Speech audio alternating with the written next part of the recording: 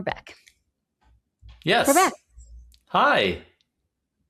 It's always funny. We never know how to like totally start these things, because we talk It's before true. we actually hit record and then, we're like, do we say hi again? So I think we just like start yelling at each other. That maybe is how we One start. one day we'll just release an episode where it's all the stuff that we talked about before we ever went live. That would actually be good. I like that idea. Be That's really cute. fascinating. Yeah. Yeah. Unhinged and unfiltered with Haley Yeah. and Matt. More swearing happening. Yeah. Yeah. You know, that would be cool.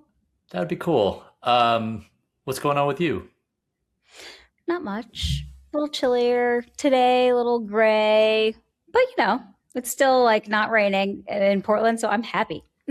Sweet. Sweet. Wow, Yeah. you're actually getting a summer. Yeah, our Um, summers are beautiful. We get nice summers. It just sometimes takes a little bit for them to get going.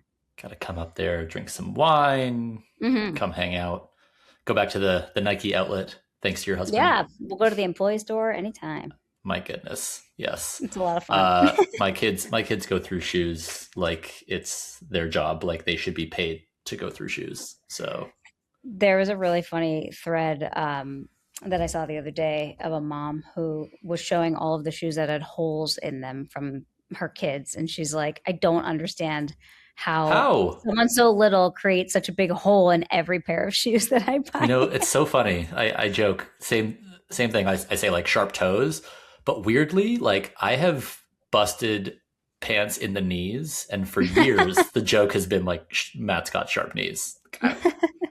I don't know where It that comes must from. be, yeah, it just must be like the movements you're making. I don't know. This woman ended up just buying her kids like funny steel-toed little kids like construction boots. break that, kid. Yeah, exactly. Good Good luck. luck. Yeah, that was funny. Well, as you know, I'm heading to Costa Rica next week with Yeah, lucky my duck. fam. Yeah, and I was this old when I learned about I don't know if you saw this, the newly discovered deep sea ghost shark in Costa Rica. Whoa, what's it look Not like? not terrifying at all. Super terrifying. Do they call it a ghost shark because it's rarely seen and because it has like camouflaging capabilities, and so it's just kind of like I don't people know. like other Didn't animals don't see it, or is it white and that's I why they both would call it like a to read ghost? more on it and never see it or read about it again. Yeah, It's exactly. about to live rent free in my nightmares. And then there was an earthquake in NorCal this morning, but didn't really feel it. So Okay, that's that's helpful. good. Yeah. Have you ever been on the earthquake tracker for California? There's a cool like .org website that you can Huh. track them. And when I lived in LA, I used to because it's crazy. Sometimes there's like 10 a day and you just don't feel any of them because they're all like 1.5s or, just smaller earthquakes. I could not believe how many earthquakes happen in a day in We California. are we are rocking and rolling in California all the time. It's Literally. crazy. Yeah. If you go to Memorial Stadium at Cal, Hmm. like in the top corner, there is like a seat next to a seat, and it's like basically like here is the fault line. Like Oh it gosh. Yeah. shows I'm like, I'm that it goes sitting. directly through. It's like straight out of like the third Batman, where just like Yeah. it's Just cuts Bane in and half. the entire stadium collapses. Yeah.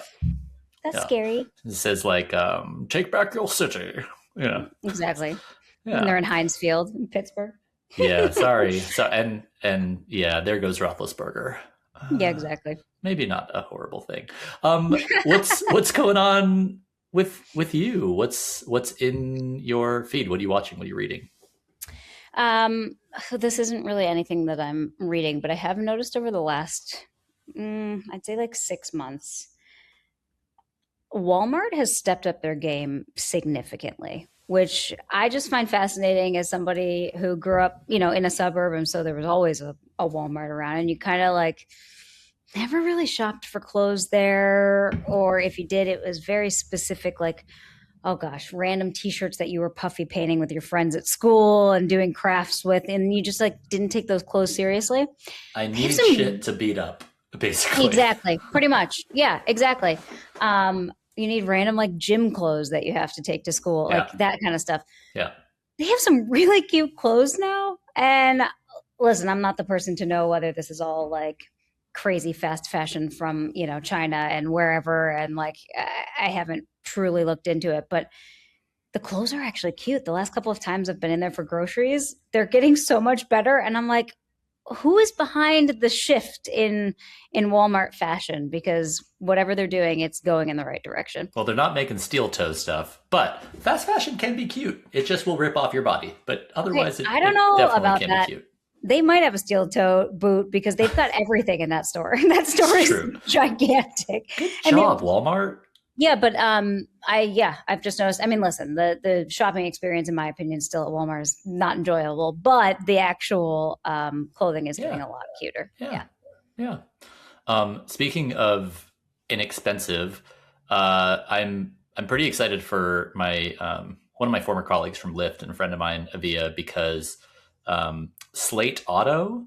I don't know if you've heard about Slate, but Slate is backed by Bezos and I think the owner of the Dodgers. And it's like this bare bones EV pickup.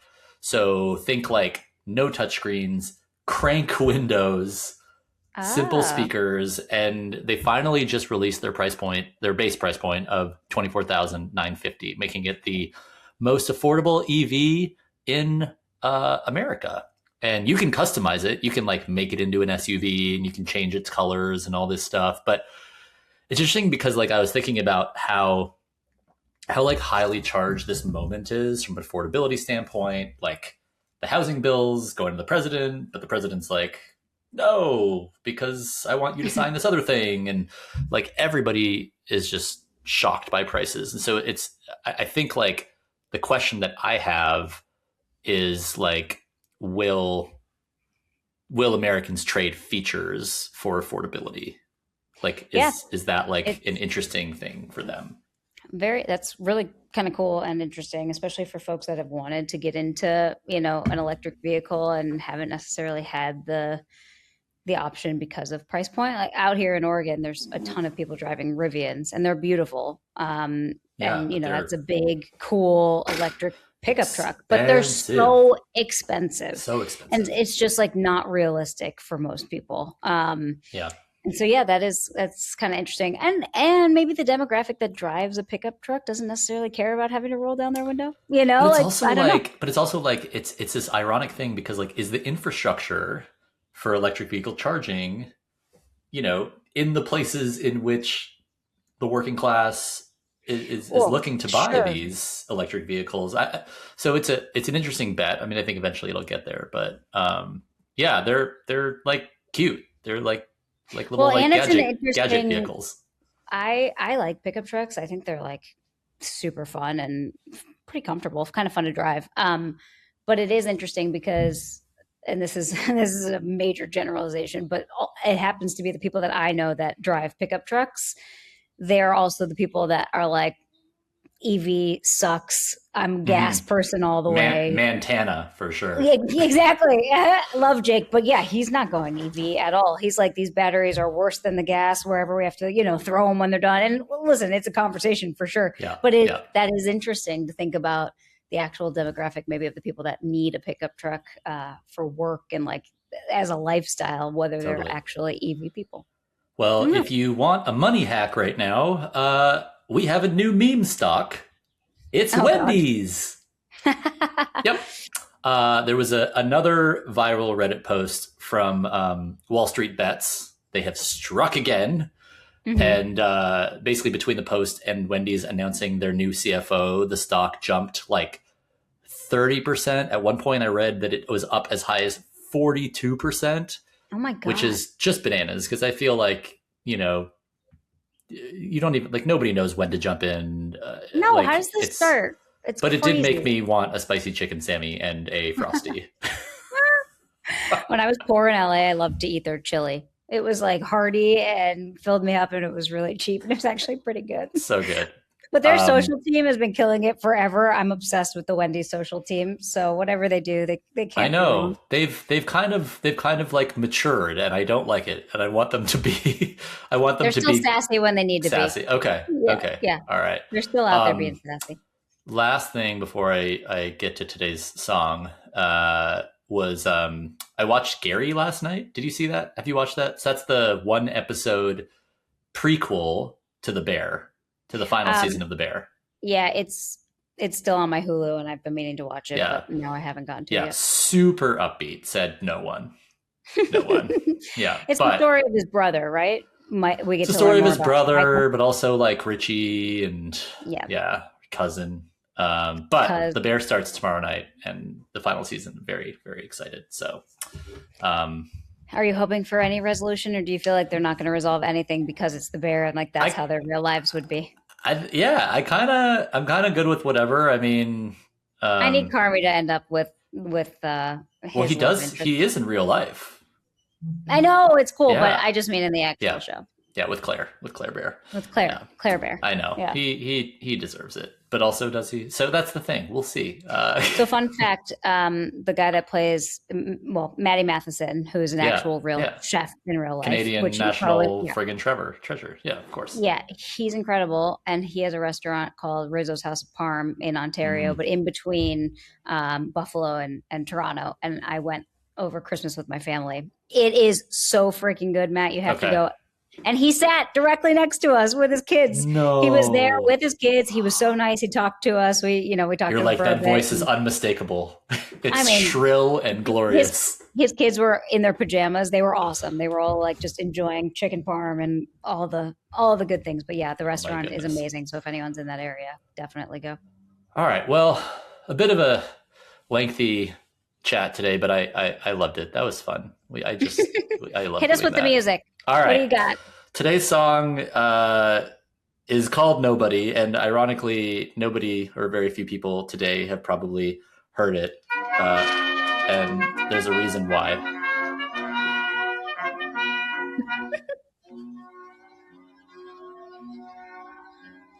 When life seems full of clouds and rain. So, Nobody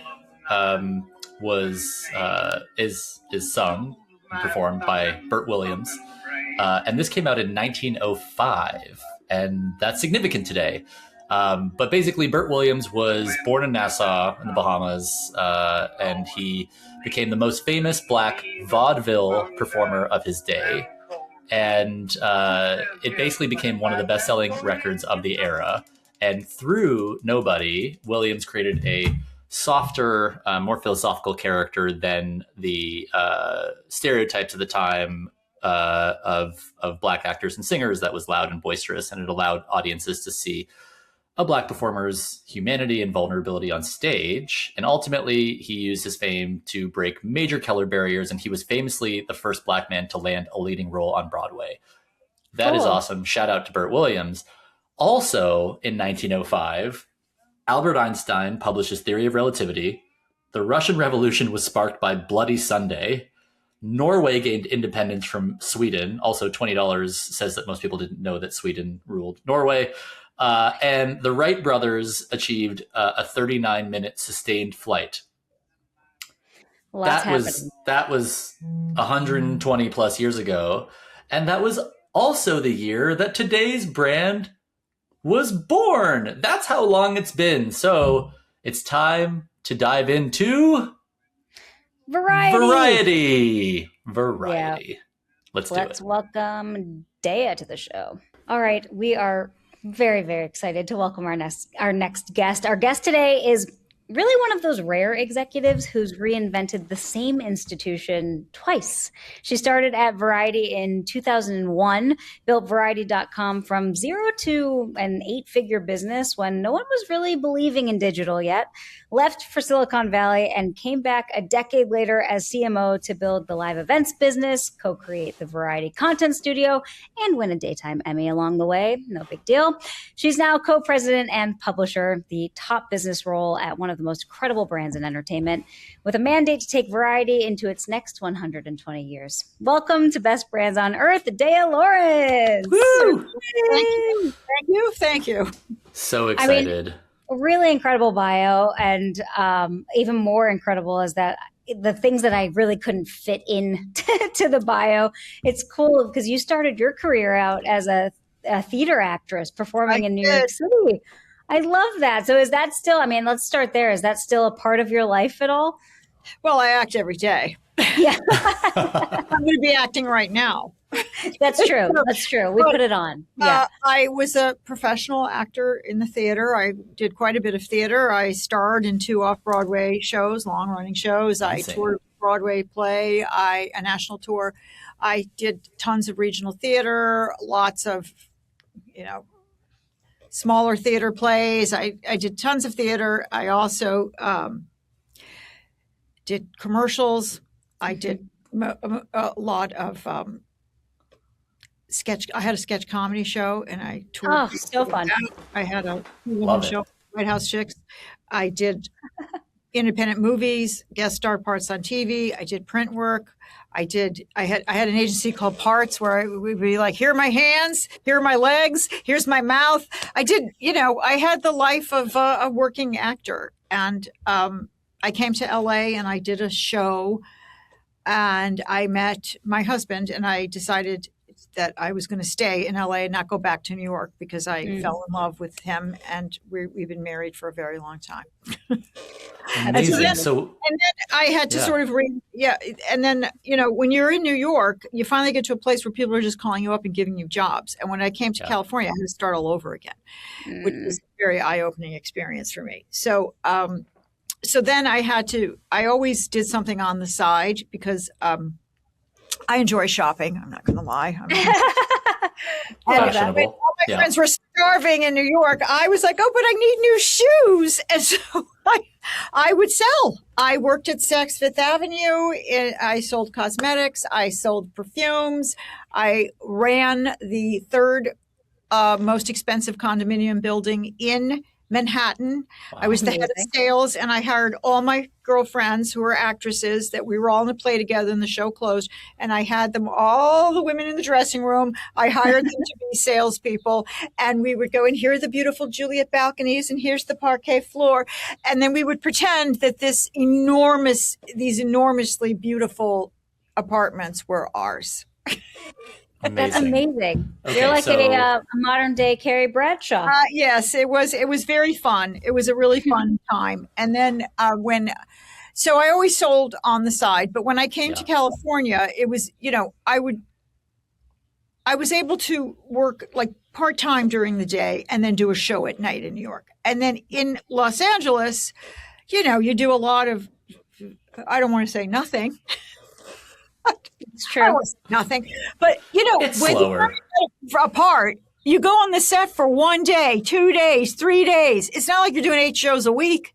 Yeah. And so I got a job at a place called the Hollywood Creative Directory that a friend of mine knew this guy who was a director, and he turned out to be such an angel in my life, truly an angel in my life, because not only did he give me one of the leads in his film when he made his film, he hired me and he let me come and go to auditions, go out of town and do shows, as long as I would come back and help him with this business, which was a huge education for me because it was who does what in Hollywood.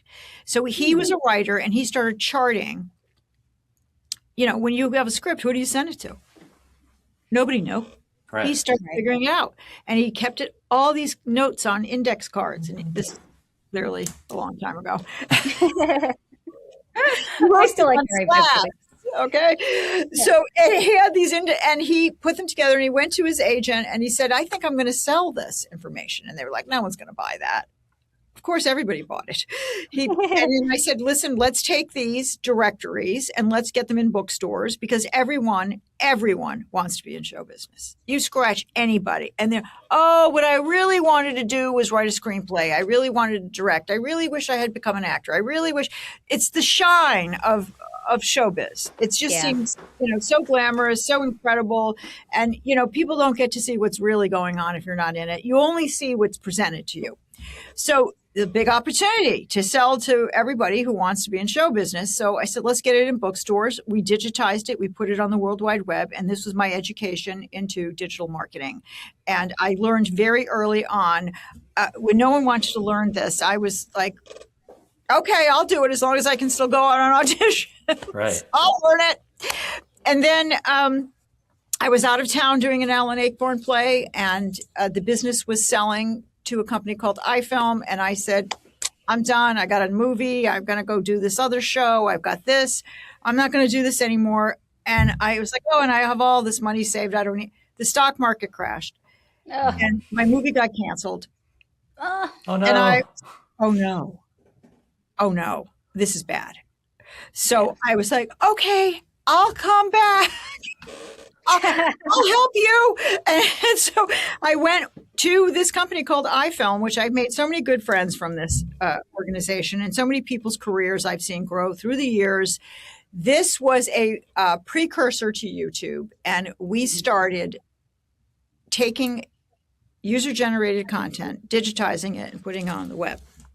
But it was at a time before the bandwidth, and there were all sorts of technical issues that prevented this from working smoothly, right? And then we were also not just taking everything and throwing it up there. We were curating it, which was a mistake. We were watching these videos, and I remember taking them home, and I would give everything an F. I'd be like, this is terrible, D. I don't want to watch this. And so I became the director of marketing for this company. I don't know how that happened, but they were like, smart. Why don't you be the director of marketing? And so it was a great gig, and I worked with all kinds of fabulous people in the entertainment industry. And then from there, everything sort of fell apart. The company fell apart. And then I had been kind of spying on Variety, not kind of, I had been spying on Variety because they tried to create very similar products to what this Hollywood Creative Directory was that got integrated into iFilm. So I cold called them, and I only say this not to show you how much, chutzpah I have, but because never underestimate the power, and I just said this to my team this morning, of actually reaching out to talk to someone. Yeah. You cannot be afraid. You must just try. So I called them up, and in a very bold way, I said, hey, I've been watching you, and this is what I did over here, and I know that you've been trying to compete against us. Let me come in and tell you what you're doing wrong. I want to come in. Just let me come in. And they said yes. And, Amazing. now I think if I got a call like that, would I say, I would be like, who is this person that thinks they know better than?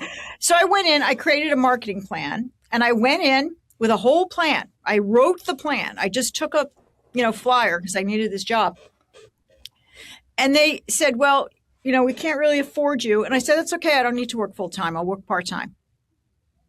And they hired me, and I said, I'll do this as long as you let me go out on auditions. So my thing was always, I have to go out on auditions. So in order for me to do that, I've got to be the very best person in the room. I have to be better at this so that you're going to tolerate me when I say, I can just put a pin in that. I'll be back in 45 minutes, right? And it worked. And then I went to Variety, and no one cared about their digital properties. I went to Variety and this publishing company that they used to own.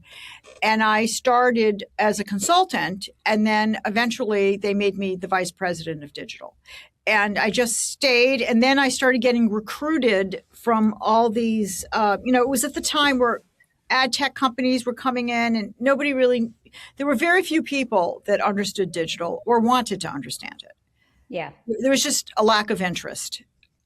And so I seized the opportunity, and then I got a great gig at Point Roll, which was one of my favorite jobs. I love Point Roll. I love all the beloved rollers at Point Roll. It was a fun job. That's and crazy. It's crazy that I mean, sorry to interrupt. Just like no, I'm just going to keep talking. But it's like I always think about these moments where something happens that seems like the end of the world, like the stock market crashes and your movie goes away, and you're like, well, I guess I'll go to this company, and that just launches you in this direction that you've ironically come to have so much influence in this industry in such a different way that you never planned for. If this had not happened to me, and believe me, when that happened, I truly thought this is the end of the world for me. Yeah. I really believed. I remember I was painting a wall in my and I was like, you just drop it on the floor. Crying. Terrible. I have to go work at this company. And I loved the company. And it was like being in high school again. I was like, oh, hi. And there were so many people and they were all new people and it was just fun. And, learning is fun and meeting new people is really stimulating. And it was a great time. And to this day, whenever I see one of those iFilm people, we're like, oh my God. So it was great. And believe me, if it had not happened, I'd probably still be going out of town to do The Importance of Being Earnest. Yeah. That's exactly what would have happened to me. I love so many of the plays on Broadway and here in the Bay Area. We get kind of the next run of it. But I mean, like, did you? There was obviously something about show business that led you to become an actress and want to be around it, move from New York to LA, etc. Yeah. Like, did you from like a young age, did you just absolutely were you fascinated with pop culture and with theater and film and all that? Or Yes. I wasn't fascinated with pop culture. I was fascinated with the theater. So from the time I was 9 years old, I was in a theater company when I was a child, and I had done some plays with adults, adult plays where they needed a kid, or I did children's theater. I did a lot of children's theater. I had my own teen theater. I spent so much time in libraries reading plays. I loved plays. There was nothing. I would design sets, and I found this down for my kids. It's fantastic, and I loved it. I thought there could be nothing better than the theater, and it still is. I just went to see Oliver on the West End, which is truly remarkable, just the most remarkable show. So yes, amazing. I went back and so before you hopped on, we were saying that we were recalling what had happened in 1905, some incredible things. Yes. And that was the year that Variety was born out of this sort of act of what we would call editorial defiance. Sime being, is that how you say it? Sime? I think it's Symes Silverman. Sometimes we call him Sim. I've heard people call him Sime, Sim, maybe Sim. I think I've referred to him as Sim. I actually met one of his relatives. Amazing. Cool. I did, yeah. So this is who started it. I guess he published a negative review of a vaudeville act and was fired for it, and then started Variety because he wanted to tell the truth. Yes, they basically said to him, you can't write that because they're an advertiser. Right. Oh, right. That's right. 1905. That's right. So, and he was like, I have integrity. And so we still feel that what Variety, the reason why we have such a phenomenal business that keeps reinventing itself is because readers trust us. They have been trusting us for 121 years. We have integrity. And sometimes we won't be the first to the story because we want to make sure the story, and you're a journalist, Hayley, the story is accurate. And so we still carry the heart of the vision of Sime, however you say his name. So, go ahead, Hayley. Yeah, go ahead. No, I was just going to say it makes total sense because I think when you see actors that are willing to come on to Variety's programs and are willing to do and want to do the profiles in Variety, that's not the same feeling as some of the other publications in the business. And it's because they do know that Variety is going to write the very truthful, story with that integrity. And so it's not surprising that that's kind of that word that you use as the background and the backbone of what the business is. Right. Yeah. Matt, go ahead. I know place of authority. We come from I was going to say, does that happen often where something will break, you'll go second, third, fourth, whatever, and you'll kind of have a fuller picture, or I don't want to say debunk, but it will, Sometimes it depends on what the story is. Sometimes, but I will say we break a lot of news. We are first to the table often, but I'm just using it as an example that if there's a hesitancy about it, we're going to really investigate this to make sure that what we're printing is accurate. Yeah. So there's been many times in the news where stories have broken, and it's like, this is not really what happened. They just want to get the story out so they can get more, eyeballs on the story, and they get more attention. And Yeah, it's a lot of like clickbaity headlines now too, with not much substance once you actually click on them, which is Right. just increasingly annoying. But yes, totally agree. Do you think that having, kind of the enormous weight that comes with the brand and that authority and recognition, do you find that that's ever actually limited what you all can do at Variety, or is it only ever like opened doors and opened the opportunities for everything that you Well, can create? I mean, we often have conversations about, is this off brand? We Mhm. want to stay on brand. And so we want to make sure that what we're doing is sophisticated, it's intelligent, it isn't, too low rent, Mhm. right? But I think also we have expanded and grown our business so much that we will also, we will think about opportunities and we'll really, really explore, well, how can we make this so that it is more on brand for Variety? Yeah, I mean, you guys have gone even through, like, the company's gone through a ton of transitions too throughout that time. Two acquisitions, the first in 87, then more recently in 2010. And right now, the company is actually estimated to do 10 times what you were doing in annual revenue alone. So, like, the growth potential is obviously still just immense, which is exciting. Well, the way so in Variety's, Variety has gone through several heydays, and so there was a Right. big heyday when Peter Bart ran Variety. I don't know how much you want me to go into Variety's past, Sure. and he's sort of the legendary, iconic editor in chief, right? A brilliant Yep. man. He's still a brilliant man, and so the 80s, the 90s, those were, in the 2000s, like when I came to Variety in the beginning, those were days where, the phones are ringing and you're just like printing the printing money, basically. Could you see like digital is the thing? Like did you have the When I was, foresight to see yes, this transition as yes. going as far as it would? Well, I will tell you this. When I came to Variety, I was the one that was building Variety.com. And the reason why nobody wanted to pay attention to it, as I said.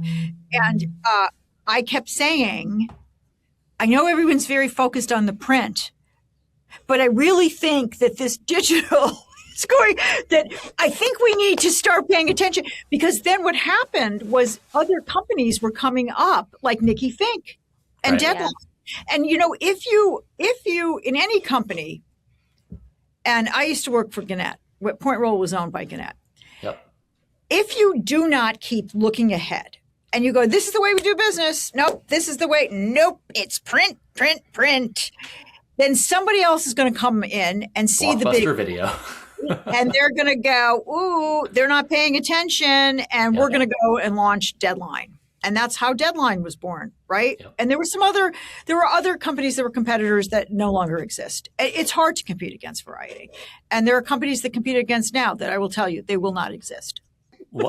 Do you think that that's because of a lack of foresight, a lack of brand equity? No, it's really hard to do this. Really and hard. it's taken 121 years. And, and here's something that, a lot of these players, FYC, right? For your consideration.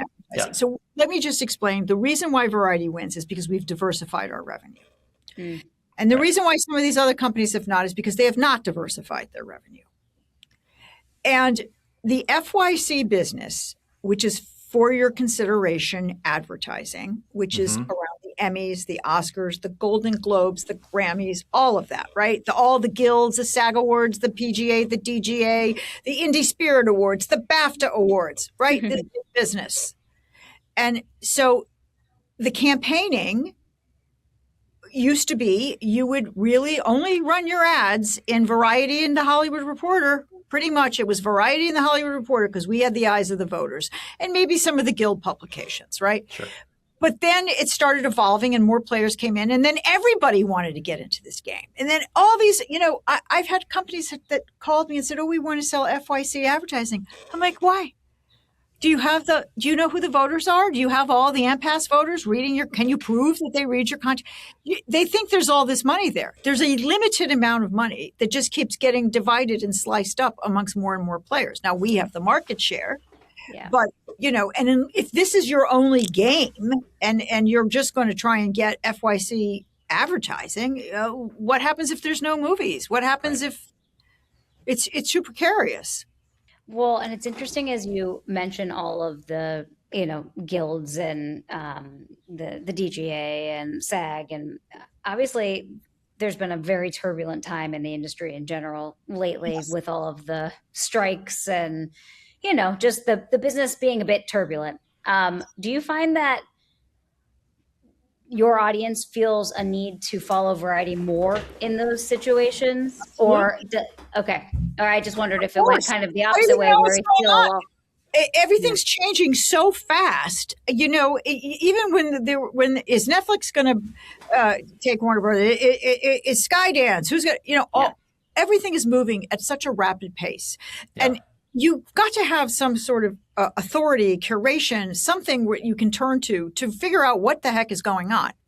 Now, and there are lots of, as we know, there's lots of email blasts. We're being bombarded by content, right? There's Instagram, all the social posts, all the TikTok videos, the news alerts, the people texting you. You're bombarded by all of this. And so sometimes you just need a quiet space to go, okay, I'm going to go and get my news here so I can know what's going on. But we have the best journalists, the largest amount of journalists. We are the number one entertainment publication in the world, not just by reach, but by the sheer number of people we have working for us. That's incredible. I did not know that. Wow. Yes. We're the largest entertainment news publication. Yes, definitely. And when you continue to think ahead and how quickly things are changing, AI, of course, is part of that. But even just what we saw happen with Backrooms and Obsession, right? Yes. These YouTube sort of started by these young kids. One of them, I think, was 20 and started it actually when he was a teenager. So as you think about the expansion of your team and your organization, are you looking for, sort of young, hungry talent on new and different beats? And are you looking in different places? How do you think about, where ideas are getting incubated now and the evolution of communities and how things are getting written and all of that? How much is going to have to change from what you sort of do? Well, I don't want to call it traditionally today because it's not traditionally anymore, but to where things are going. Well, let me just say that, the reporting cannot be written by AI. That is never going to happen. Of course not. Yep. Okay, that is not going to happen. And so where we use AI is, and on the business side, maybe to help with the RFP process, to help with procedures. It's efficiency tools for sure. It's an efficiency tool, right? Yeah. And we're always looking to hire very ambitious, hungry, new talent. We look for new talent all the time. And we also value the talent of people who have been doing this for decades. And so it's sort of a mix of both. I don't think you can have a newsroom or any organization that all looks the same. I think you need diversity, and diversity meaning in the whole range of diversity. Yeah. Well, especially in this business too, because with entertainment being so subjective, there's so many things that I would love that maybe Matt wouldn't love or that you wouldn't love, Dea. And then so I wouldn't necessarily want to cover those things. And you need all sorts of different kinds of creatives to make that newsroom work.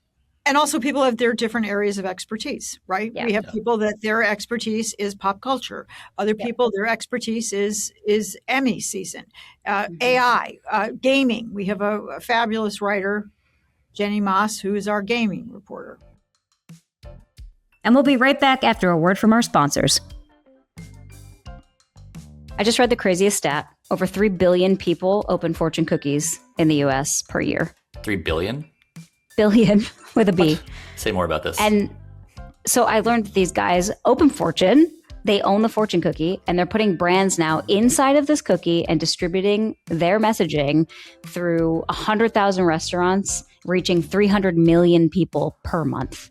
Okay, I just Googled them. They've worked with is this right? Mr. Beast, SoFi, Bayes, Duolingo, Dr. Squatch, Liquid Death, Waymo, Manscaped, Dude Wipes, Hard Rock, Verizon. I could literally go on. That's crazy. Yeah. all of them. They're creating these amazing, what they call mini billboard moments inside of these fortune cookies, catching people at a time where they're just not expecting to see an ad. It's a really cool Trojan horse marketing idea. I should have thought of this. If you're interested in learning more, which you should be because this is just incredibly cool, head to openfortune.com. Best Brands on Earth is brought to you by Tracksuit. Every CEO and CFO wants to know, what impact is brand driving for our business? And that's exactly what Tracksuit has set out to answer. Look, most brand teams are either working from stale data or stitching together proxies, Google Analytics, social numbers, the odds survey, whatever, that tell you about your existing customers, but not how the total market actually sees you. Tracksuit is continuous monthly brand tracking. You see what's moving, what's shifting, what your competitors are doing in the category fast enough that you can actually do something about it. And the dashboard is modern, it's beautiful, it's shareable. It's the kind of thing that you'll actually be happy to open. So if you want to find out what your brand health looks like and how you stack up against your competitors in your category, head to gotracksuit.com now. Well, stewarding, Variety into its next 120 years is it's a big job. Which one just talking Yeah, well, just for talking, with you for 20 minutes, it's in good hands, I can tell. Yeah. But there's obviously been some brand extensions and things that are kind of helping you move into this next grouping of years. And, Variety's Studio is one of those. And I'm obsessed with the Actors on Actors series and all the type of content that you're creating in that way. It's so, the content studio is just so fresh and it's a really awesome way to be able to see kind of behind the scenes of a lot of these shows and celebrities that we love without feeling like it's the story we've heard already, So it's just, I guess that's a bit of also just I'm a fan and wanted to tell you, but talk to me a little that other people, that other publications don't. For sure. So talk to us a little bit about kind of this new kind of portfolio of, you're doing like 90 annual events a year. Obviously you have the content studio. Yeah. Talk to me about kind of all of these new offerings. Right. So the business used to be mostly, it was print, right? And then the digital, and then they finally got on board with that. And then newsletters, right? So now here, let me explain to you, our business is divided. First of all, we still have a very strong print business. Very, very strong. Okay. That's important. Then we have our live events business. And the live events business is divided into two distinct groups. There's the thought leadership summits, and then there are the celebrity-driven events and IP franchises. And so last year we produced 97 events. Wow. Right now, a lot of the team is they're at Cannes Lion, and I think we did about 5 events at Cannes Lion. I was in London 2 weeks ago, and we produced our Power of Women event. We produced something else for South by Southwest London. We also we produce our own events, and then we also go in as partners and we amplify a lot of let's say Universal's producing an event. We'll go in and amplify it for them and run it across our ecosystem. Yeah. But we actually produced 97 events last year. Incredible. And so we have an amazing team. They're really talented. And we do a lot of custom events. That was one of the things I did when I changed the events business, was instead of saying, okay, these are the 20 events we're going to do this year. We're going to do an event about this and an event about that, and then taking them out and seeing, does anybody want these events? That doesn't work so well. We have to go out and listen. What does the advertiser want? What are they looking for? And then we craft what the event is. So we call them custom events. And then we have our tentpole events that we've been doing for a very long time, like Power of Women that we just brought to London, Power of Young Hollywood. And then we have Hitmakers. That's a big franchise for us that we do with all the top hitmakers. And so that's one section of the business. Then we have the editorial video series, like Actors on Actors. That is an editorial series. And we have a partnership with Ramin Satuda, who is our co-editor-in-chief and co-president. He made a deal with CNN. And Elizabeth Wagmeister used to work with us very closely. Yep. She used to be on our team, and now she's on CNN, and she used to host Actors on Actors. So this was a natural, great fit. And then we did a town hall, and this is a great example of how Variety is in the cultural is becoming more of a cultural brand. Timothy Chalamet made that statement about how nobody wants to go to the ballet or the opera anymore. Yeah. And then that just whoosh, it's all how you stuff too. That was a statement. That was a statement. That definitely held our attention for a minute. Yeah, go on. So that is another section of the business, the editorial video. Then we have, and all of the social that comes out of that, like millions and millions and millions and millions of impressions. I think we had like 147 million impressions on the first batch of Actors on Actors. It was crazy. Yeah. So then we have the Variety Content Studio, and that is all branded content, digital features, which we have a very robust features business, which is all about, it's sort of broken up by like celebrating milestones and anniversaries, and we have a deal with the Walk of Fame. Mm-hmm. But the digital features are more like, we have a show called Behind the Scenes with Emily Longretta, and that she's one of our fabulous TV writers, and she'll go behind the scenes, just like you were talking about, and get, some content that you wouldn't see anywhere else. And that's kind of tied to Emmy season. So we do a lot of branded content. And we also, it's the division is headed by a fantastic person who used to run creative services at Fox, Alex Hughes. And so it's that actually brings in, I don't want to give figures, but it's pretty solid to print. It's awesome. Very big generator. And then we do podcasts, of course, just like you guys have your podcasts.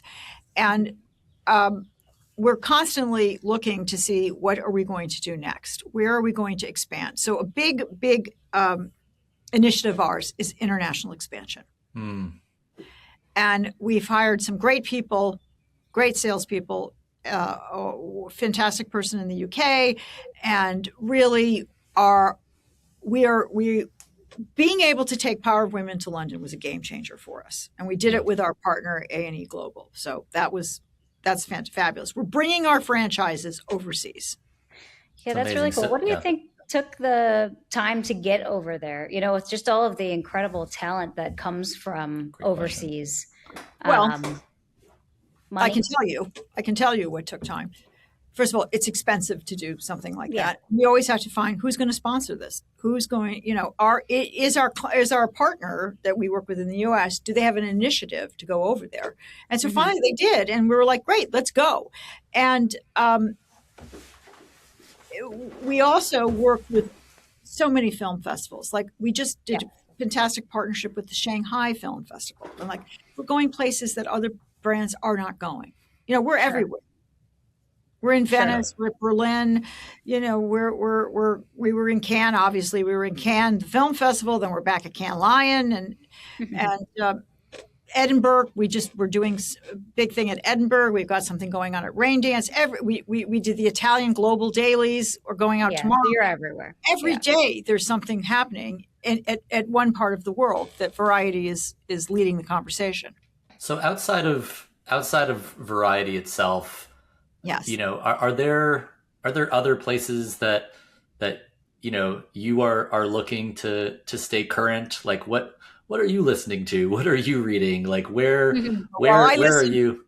Yeah. So I listen to Kara Swisher and Scott Galloway religiously. Love Pivot. To me, they are just. I'm dying to meet them. Right. I'm like, manifesting. Because if they disappoint me, that's like the movie stars. I heard you sent an excellent, or you make an excellent cold call. Yes, I've tried. Believe me, I've tried. Yeah. I've tried really hard to get in front of Scott Galloway, and I have not succeeded. But I always say, like, don't get too close to the movie stars because they might disappoint you. Fair enough. Sometimes what is the saying? Don't meet your heroes. Yes, exactly. So I'm like, oh, maybe I shouldn't meet Scott and Kara because I love them so much. They seem cool. No, Scott is pretty transparent. I would be shocked if he's completely different than what he. No. I'm sure it's great. I just love them. I love them. I hang on every word they say, and it's very refreshing for sure. As you think about, like how the company is doing, how the brand is doing, And you know, after Penske came in, and the last 15 plus years has been pretty transcendent. Like, of course, you can look at revenues and you can look at subscriber base and things like that. But what leading indicators are you really paying attention to today? Like, is it sort of social engagement and views? Is it the sentiment of the chatter that's going on? Like, what are you thinking about from a metric standpoint, from a leading indicator metric standpoint, to anticipate the future health of your business and widening the audience and community that you have today to bring in new people into Variety? Well, it certainly is the social. There's no question. So social is, the next huge pillar for us. And we have a massive social reach. I mean, we have 15 million followers. So it's not it's actually 17 million now. It's not the number of followers. It's how this content is going viral and resonating. And it's all the billions and, the views that are coming out of this. We have, of all the Penske properties, Variety has the most social engagement. We have more social engagement than Vanity Fair and Vogue. And so this is what is the most surprising for us. When we see this, we're like, is that right? We're looking at these numbers going, wait, did what? Yeah. What? People don't want the polish. They want the tea. They want to know what's going on with these people authentically. So, it's just, there's been some statistics flying around here that we had more people watch the Met Gala through us than they did through Vogue. Wow. So that's powerful. So now what we're doing is we've hired a great person to run our consumer business, Jeff Cooper. And we're looking at all of this now. How can we package this up in a better way? Like, what do we have to do to monetize this better? And so this is something that, we're spending a lot of time on the content strategy, on the social media. And a few things we've done really well is that, and one of the reasons why we've won for 121 years is we always look ahead, right? So we got on TikTok before any of the other brands here did, any of our competitors. So we've been building this TikTok audience, for a while. And so this is what I think about a lot, is the social. Also, what's our video strategy? What more video? How do we take the video now and develop long form content? Because even Instagram is going to be developing long form content, right? Yeah. So we have had some wins here. Actors on Actors has won some daytime Emmys and some nighttime Emmys, and we've won Emmys with through A&E, through some of the content that we've produced for them, for television, for broadcast.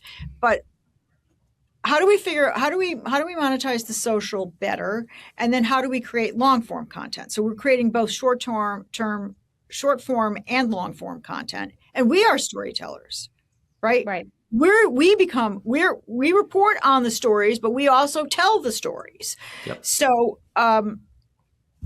that's what. As the non-marketer of the group, I always hear when we have these conversations, and it's so true. You always hear, though, we always look forward, or we're always looking ahead. Yes. But as someone that maybe doesn't have the background on how that's happening actually in the business, is that something that somebody that works for you is just that type of person that always has their finger on the pulse, or how is it, or how do you actually look forward like that? How do you? It's collective. It's collective. So let me give you an example. Yeah. All right. AI is obviously eating up traffic, right? Sure. Mm-hmm. Right. So we have an app, and we're like, somebody says, "What about the app?" And we're like, "The app." We have not really been thinking about the app enough. Someone brought it up, and all of a sudden we're all like, let's look at the app. We take ideas from everybody. It's like one big brain that is Varieties for whoever works here. So yes, some people have led certain initiatives. I was like, branded content. We've got to get on this. We got to have a in-house content studio. Cynthia Littleton, we got to have a daily podcast. We got to have this. Everybody's got their. Ramin is like, we got to be on television. We got to be on CNN. Everybody's got their thing that we drive these things forward. And so that's what's so great, is that everybody here is so so tapped in. And also remember, we are writing about the trends. Right. Micro dramas. We started like a year ago. We were already programming content around micro dramas before people were even really talking about it as much as they are right now. So sure. Well, and it sounds like too, just based on, the folks that we've talked to, is the companies that really do make such a giant difference are the ones that it doesn't seem crazy hard to have buy-in from everybody. Like everybody that's at Variety is probably excited to try all of those new things. And there's not a giant wall that comes up when somebody says, well, maybe we should look at the app. Somebody's not like, oh, the app. Well, no, we're not focusing on that right now. We need to do this. There's a different acceptance level to those types of ideas that makes. Yeah. Has that permission structure always been there? Like, is that something that like yeah. So take us back to how has that evolved? It has been here in the last, it's gone through phases. I would say it's been this way. My predecessor is my very dear friend, Michelle Sobrino. This is something that she implemented, she very much was like, we want ideas. We want to hear people. We don't want to just say this, only this person can do this and only that person. She was very, very good about this. And so she created that culture, and this culture has carried through. But would I say, did that happen the very first time I worked at Variety? No. I'm not going to say it's because she's a woman, but maybe it's, not. It wasn't that it. The first time I worked at Variety, it was much more old school way of doing business, right? Sure. And then this disruption came in.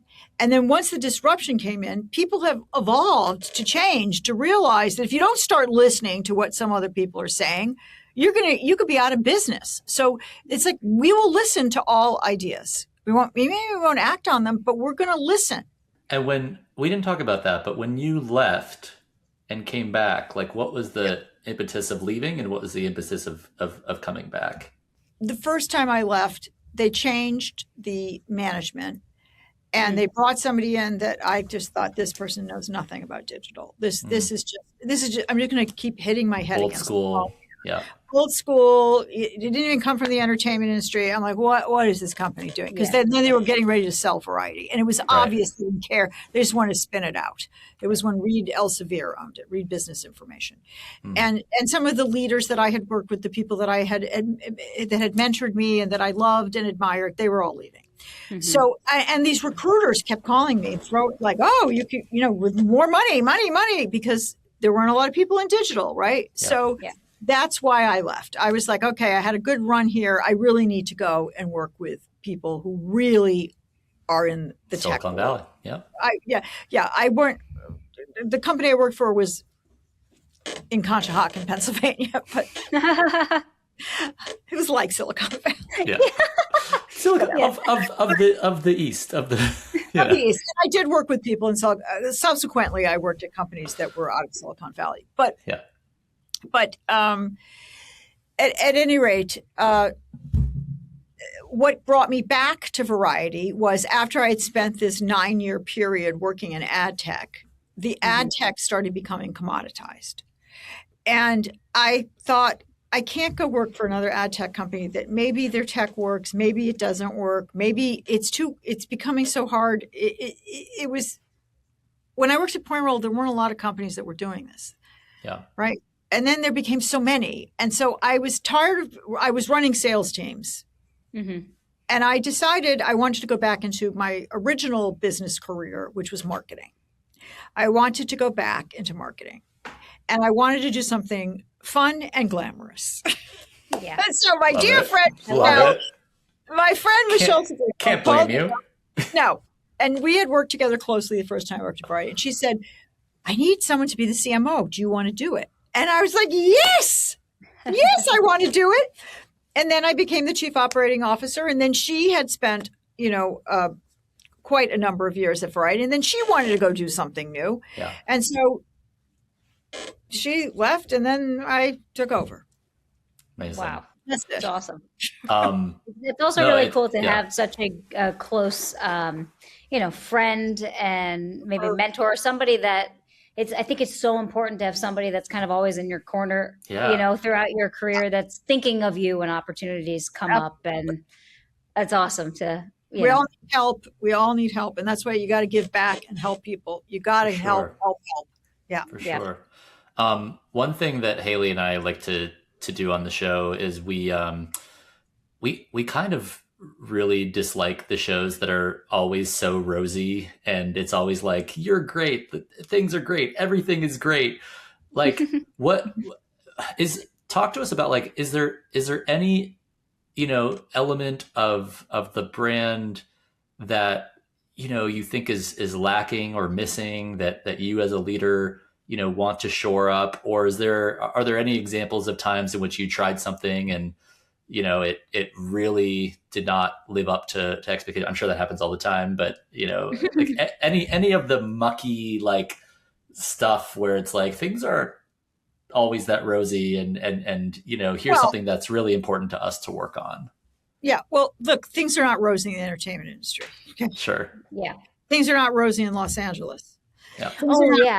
Yeah. That's a really great question, is because I just saw a massive investment in a production studio in London. And there's just so many things that are moving out of LA. Absolutely. Yeah. As a company that's been, obviously you're everywhere, but the main portion of Hollywood is Los Angeles, and the production there.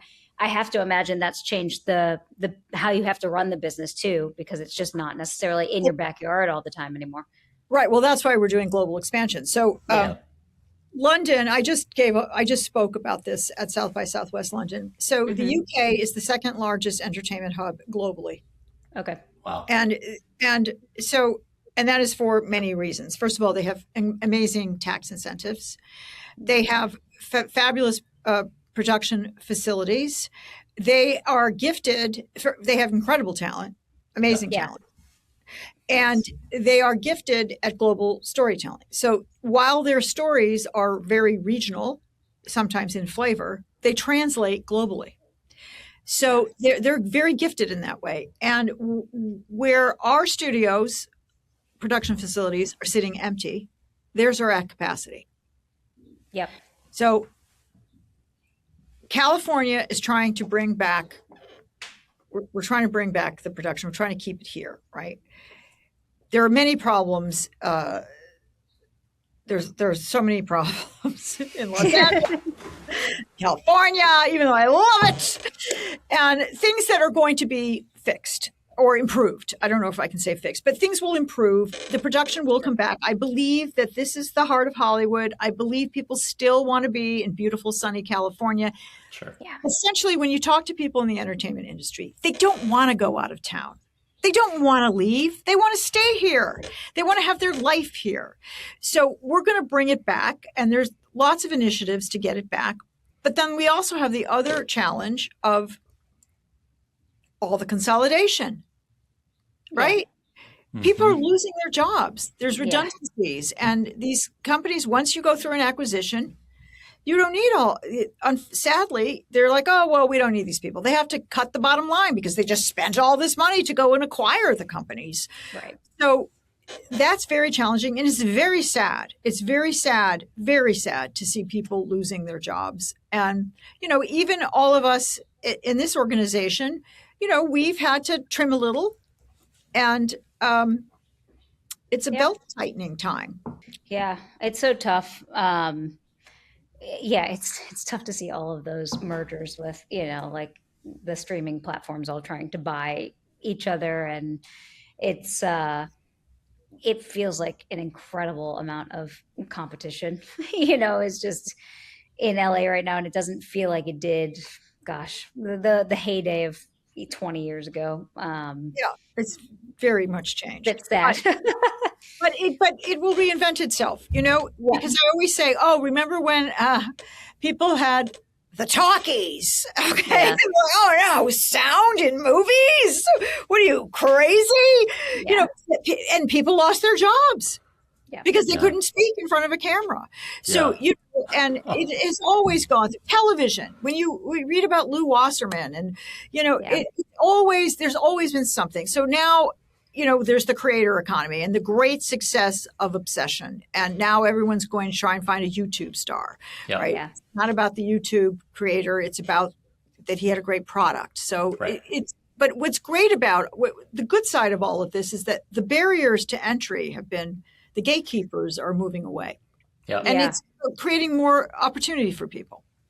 For sure. And it creates opportunity for variety that, you know, people will be discovered now in all of these new places around the world and stuff. And that'll be cool for all of us fans as well to get to kind of follow along that journey and learn about all these folks too. There's just so many talented people. It's insane. It is interesting, right? Because I think my hope is that over time, this, you know, sort of obsession with the you know, entertainment and talent in the Western world further becomes democratized. Like I know there's an entire world of Bollywood out there, for example, that is just like glamorous and exciting. Korean television is incredible. Yeah, Korean television, all these Their things. dramas are amazing. And granted, they are massively followed now. And so I do think that it has been, you know, democratized. It has been globalized in a really amazing way because of digital channels. And I hope that continues to happen. And I hope that some of these countries in which maybe had been priced out in the past, ideas are able to break through more because of these lowered barriers. And you just get incredible stories from around the world. And hopefully that helps your business as well. And it just becomes this sort of serendipitous thing that happens. Yeah. Well, something that we do, we have we're getting on time. We do a few last questions here, but one of them is actually from our sponsor. So it's a segment that we call Crumbs of Wisdom.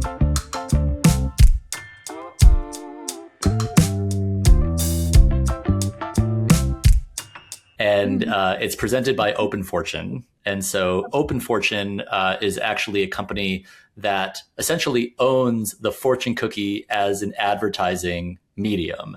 It's really? Absolutely one of those things that I wish I had thought of. But basically, there are about 3 billion cookies between restaurants and delivery every year in the US that are opened and delivered to people across over 100,000 restaurants. And what they do is they partner with brands to literally put the brands and cute, you know, or thoughtful messages on the fortunes, of which, of course, nobody ever ignores their cookie. The cookie tells them what to do with their lives. So what we've done here, thanks to Open Fortune, is they have sent us both, Hayley and I both have a bowl of cookies, or like she does right there, and they have a question in them. So we don't know what the question is going to be for you, and certainly neither do you. So I will let Hayley pick and open the Crumbs of Wisdom question. Let's see what is meant for Dea. And then I get to eat a cookie, which is always just a nice bonus over here. Okay. What's the thing about the way that you work that you would never want to change? I have a ton of energy. And I would never want to be the kind of person that can't just power through something.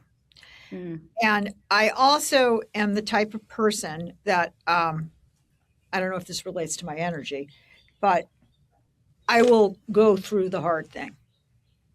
Yeah. And I get it done right. Like, get the hard thing done first, right? Don't do the easy things first. Right. Go through Eat the frog, as they say. Yeah. Yeah. And I do feel that I have, and maybe I always think it was because I was an actor, because it's really hard to be an actor. And in New York for a while. I was a New Yorker and an actor. And, you know, I've been through some difficult times, and I just go right through it. And I love it. Oh, no, I wouldn't. Like last night, there's always challenges in the day. And we were going through all the challenges, and somebody said, how could you be so calm during all of this? I'm like, well, what am I supposed to do? You're like, what does the alternative do? What does it help? You're just going to go through it and solve it. Just solve it. So I wouldn't want to be the kind of person that doesn't just grab it. You know what I mean? That would just be like, well, I'm going to be more contemplative. I'm going to think. I'm going to, you know, I do think, but I also do. I just go for it. Hell yes. More of that. No, it's a good quality to have. It's definitely something that is not the case always, even for myself, like I definitely overthink things. I could use a little bit more. Just do. Just do it. And also, I tend to say is, what is the problem here? Give me exactly what the challenge is, and so that I can just figure out. Okay, now we have to go do. Yep. Next. Yeah. And then once you've solved it, once you're through the problem, don't keep talking about it. Right. That's fair.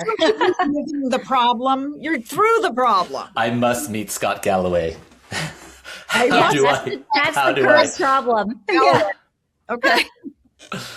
Love it. She's going to do it. I can feel it. This is the manifestation. I go to South by and I know he's there, and I heard he was in restaurants. I'm like, oh, please, I am not going to go running up to him like a fangirl in a restaurant. No. She is too glamorous and intelligent and accomplished to do that. It will happen. It will happen on your terms. Well, we talk about brands all the time, so we have a couple questions left. One of them is thinking outside of variety for a second. What is a brand outside of entertainment, really any category, that you think has figured out something that most brands or most media companies have not? So I'm very interested in the auto industry and the CMOs that run these businesses, because when you think about loyalty, right, you want customer loyalty. And I know that I tend to buy the same. There have been 2 brands of cars that I have bought over and over and over and over again. And now I just stuck with one of them. I'm sticking with it. And I think it's hard to get someone to, first of all, decide which car they're going to buy and why this car versus that car. And then there's the makes and the models and the blah, blah, blah, blah, blah, blah. And that people are loyal, and that some of these brands have just done such a great job of getting the customer back. And when I worked at Point Roll, we worked on a lot of the techniques that we developed were developed for Ford. That was a big advertiser of ours. And so when you would see their marketing techniques and what they were doing to retain customers and to acquire new customers and to get them to engage with the car before they even buy the car, like with color pickers and all the fun things that you could do with customization and moving them down the funnel. And these are genius marketers. The people that are the marketers, the CMOs of these auto companies, they're very talented people. Gosh, I mean, and their advertising has turned into, like, they look like short films. So many of those auto commercials are so amazing now and tell such cool stories. So yeah, it's true. It's also just like one of those really kind of hard buys for consumers. Like, I hate going to get a car. It's like a whole process that you don't want to deal with. Right. Yeah, we all have to and all want, but you still kind of want to. So yeah, that's a good choice for sure. Yeah. Last question for you, Dea, is why is Variety one of the best brands on earth? Oh, let me tell you. Variety has been in show business for 12 decades. The industry that everybody gravitates towards and has the most shine on it is the entertainment industry. It's show business. Everybody wants to be in it. And once you're in it, it's really hard to sustain it. And who has sustained show business longer than anyone? Our brand. Okay. Variety. Mic drop. Yeah. Star that has lived to be 121 years old. Well, here's to the year 2147. Another 121 years. Yes, it'll be. Well, we won't see what it looks like then, but we'll be watching from above. Who knows? Modern medicine, they'll just be rolling us out. Yeah, exactly. We'll be in an ice block next to George Clooney. We're just like waiting for our next time. Take that. Well, thank you so much. We honestly learned a lot, had so much fun. You're doing such an incredible job, you and your entire team. Yeah. That one big brain. We can't wait to see what you guys do next. Thank you so much. I appreciate it. Of course. Thank you.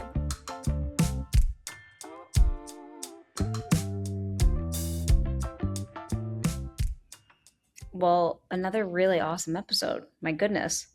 Yeah. I it's amazing to get perspectives from brands that were non-existent 10 years ago, and then brands that, as she said, have literally been around for 12 decades. Yeah, because it's just so cool to kind of hear about the evolution of it all.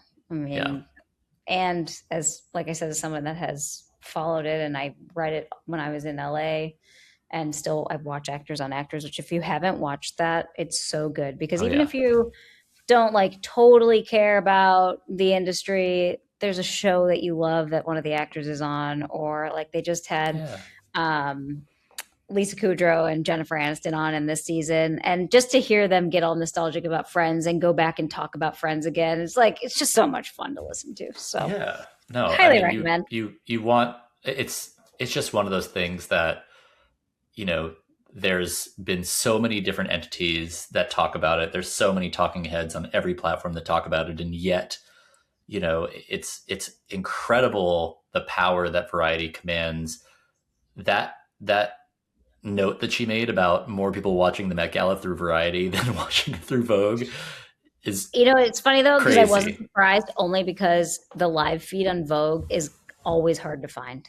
It's Yeah. like this weird like interface because I would go on and try to find it and then I'd go and watch it somewhere else because it just wasn't the like, I don't know, most user friendly area. So I was like, Yeah. that is, I mean, it is interesting still, but also I get it. Well, Yeah. super smart. Yeah, and I really felt Her career in presence. general, yeah, her career in general was really cool. She's done so many things in her lifetime already. To just be like a full-time actor that has had so many different types of job, both Yeah. in the stage and on film, but then also work in sales and then also run sales teams and then have a whole marketing career all the way up to like the top marketing position. You know, it's just like she's done a lot, which is really, really cool. She's such a presence. Yeah.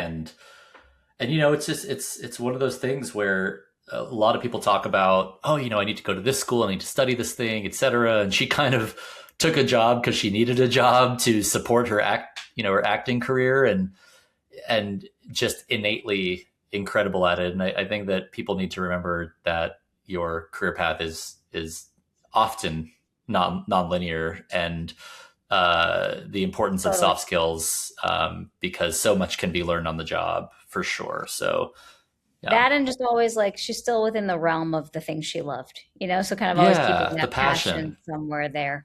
Yeah. Oh, so passionate. I felt like, you know, I felt that with our Yeti episode as well. I mean, when you have people that truly love what they work on, have passion for that subject matter, it really does come Make through. difference. Yeah. Yeah. Awesome. Well, another great one. Excited for what we have coming up in store, but hope y'all enjoyed this one as much as we did. Hayley, Yeah, where well- can people find us when they're not watching or listening to us?